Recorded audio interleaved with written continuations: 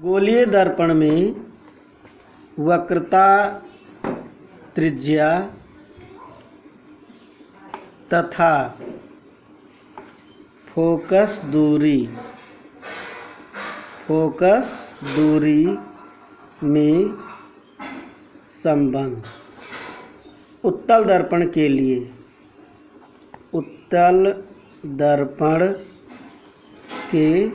लिए माना कोई उत्तल दर्पण है M1 और M2।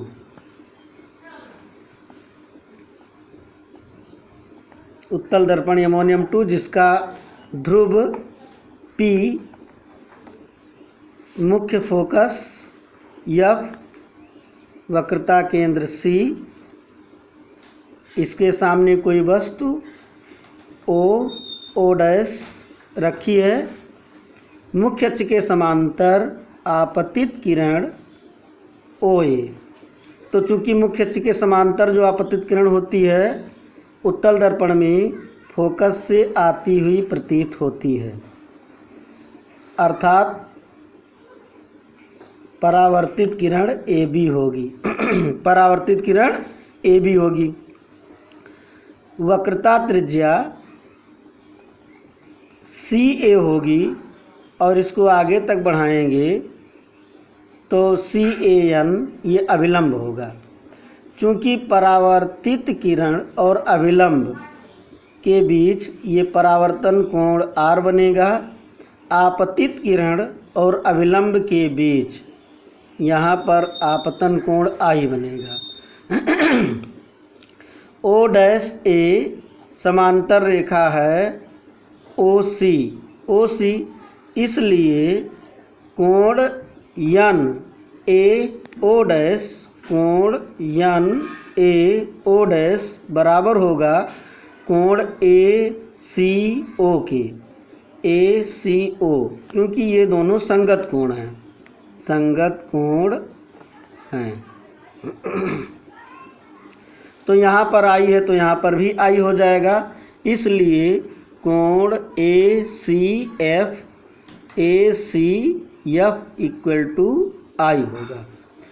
अब यहाँ पर ये वाला कोण FAC और NAB ये दोनों शीर्षाभिमुख होने के नाते R बनेगा। कोण FAC इक्वल NAB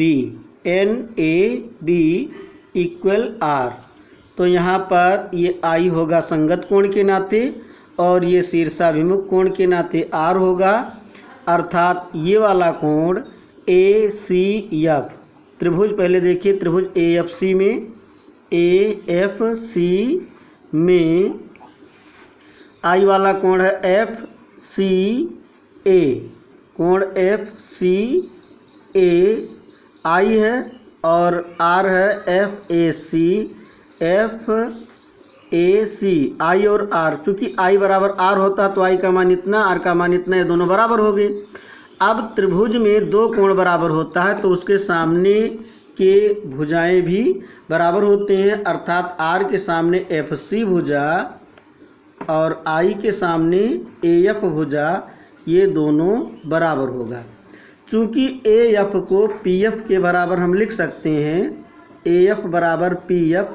ऐसा क्यों लिखते हैं? क्योंकि द्वारक अगर छोटा हो वक्रता त्रिज्या के अपेक्षा तो AF बराबर PF होता है। तो यहाँ AF को हम PF लिखेंगे, FC इक्वल PF। अब हम देखते हैं PC, यहाँ से यहाँ तक है PC, तो PC बराबर PF plus FC, PF plus FC। तो PC क्या है? R है वक्रता त्रिज्या। PF अर्थात फोकस दूरी F और FC का मान भी PF है तो इसको भी F लिख सकते हैं। तो इसका मतलब R बराबर होगा 2F, अर्थात F बराबर R/2, अर्थात फोकस दूरी और वक्रता त्रिज्या में संबंध होगा F बराबर R/2।